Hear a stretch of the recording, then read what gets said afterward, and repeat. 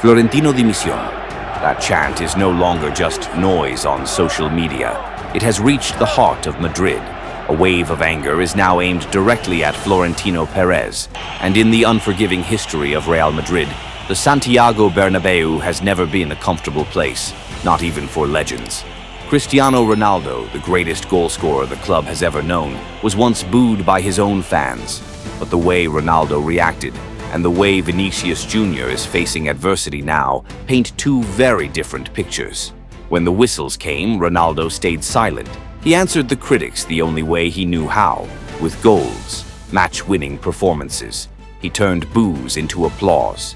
Vinicius has not been able to do that, or perhaps more accurately, he is failing to recreate that same mental strength. Instead of finding the net to ease the pressure, Vini is facing growing distance from the fans. The doors of Madrid are closing on him, and this crisis goes far beyond one player. For the first time since 2015, back when Rafa Benitez was in charge, Florentino Pérez himself has become the main target at his own stadium. Re-elected in January 2025 for a new term until 2029 without a single opponent, Pérez had grown used to being untouchable. But last week felt like the breaking point. Defeat in the Spanish Super Cup, elimination from the Copa del Rey, and then the firing of Xabi Alonso after just 8 months. That was the spark that lit the fuse, a decision that poured fuel on the fire burning inside the Madridista fanbase.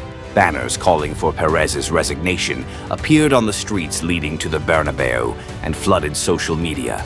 Fan groups organized a coordinated protest, and they followed through.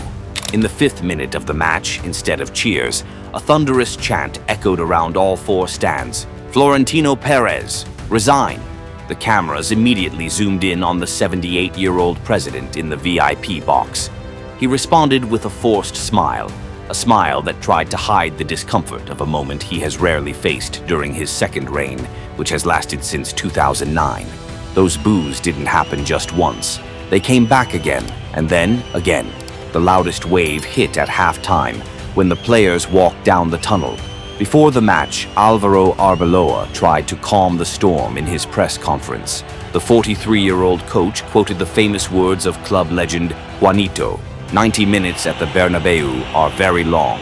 It was a clear plea for patience, for trust, for support, but his message fell on deaf ears. The Bernabéu has run out of patience. It wanted to vent its anger, and that anger wasn't aimed only at the board. The players, the ones on the pitch, became targets too. The team bus, once welcomed with passion and noise on magical Champions League nights, was met with a chilling silence. When Thibaut Courtois, one of the few players still performing consistently, came out to warm up, he was booed as well. Softer than the others, but booed nonetheless.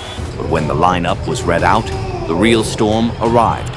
3 names were hit hardest: Vinicius Jr., Jude Bellingham, and Federico Valverde. Why them?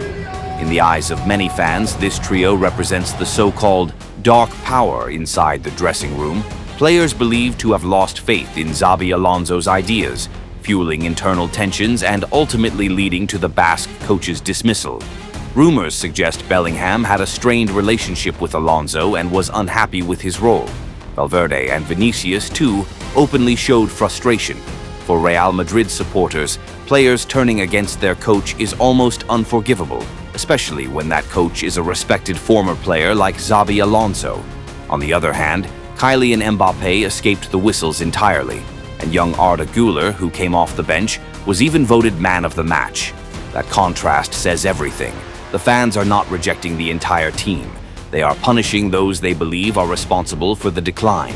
And among all the names under fire, Vinicius Jr. is carrying the heaviest burden. At 25 years old, he is going through the toughest period of his Real Madrid career. Throughout the entire game against Levante, every time the ball reached Vinicius Jr., a piercing chorus of whistles followed. The message was brutally clear, harsh, direct, and unforgiving. Unlike the cold, silent defiance Cristiano Ronaldo once showed, Vinicius tried to respond. He raised his hands, asking the crowd for support. What he received instead was indifference, and then even louder boos. Kylian Mbappé stepped in, pleading with the fans to stop whistling his teammate, but it changed nothing. When the final whistle blew, the pain on Vinicius's face was impossible to miss. While his teammates stayed on the pitch, he was the first to walk straight down the tunnel. Even with the coaching staff trying to console him, a 2-0 win was nowhere near enough to lift his mood. According to El Periodico, Vinicius made a bitter comment to people close to him after the match. "I don't want to play in a place where I'm not wanted." If true, that sentence was like cold water poured over any hope of reconciliation between him and the Madridista fanbase. Vinicius' situation now presents Real Madrid with a serious financial dilemma. His contract has less than 18 months left to run. After 12 months of inconsistent form, his demands for a massive salary and renewal talks have only fueled frustration among both the board and the fans. Dermot Corrigan of The Athletic believes that, at this stage, Madrid's best option may be to sell Vinicius for a high fee next summer, if possible. The club is under pressure, and the risk of losing a valuable asset for nothing in 18 months is very real. Guillermo Rai, however, takes a more cautious view. "I would renew him. Letting Vinicius's value drop or allowing him to leave for free would be a terrible piece of business."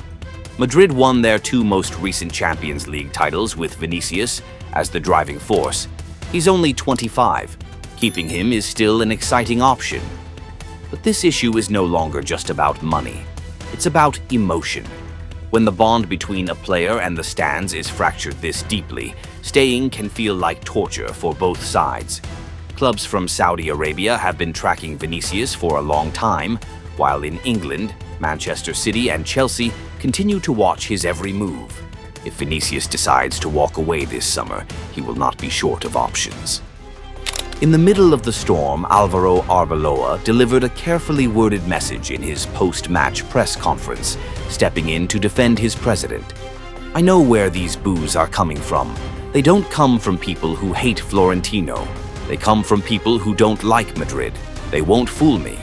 We are lucky to have him, the most important figure in this club's history after Santiago Bernabéu.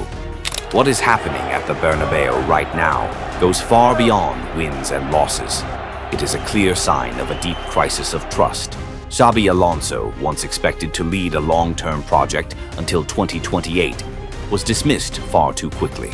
According to internal sources, Alonso was always the easiest figure to replace when tensions exploded, but firing him created more instability than solutions. It exposed the leadership's confusion in managing the delicate relationship between the coach and a group of powerful Galacticos. Florentino Pérez has long been known as a president who empowers players, often siding with stars rather than shielding his coach. His continued backing of Vinicius, despite heavy criticism, is proof of that. But now, with the Bernabéu turning against Pérez's favorite and pointing its anger directly at him, a major policy shift may be unavoidable. If Real Madrid fail to calm the rebellion coming from the stands, the coming weeks could bring real earthquakes.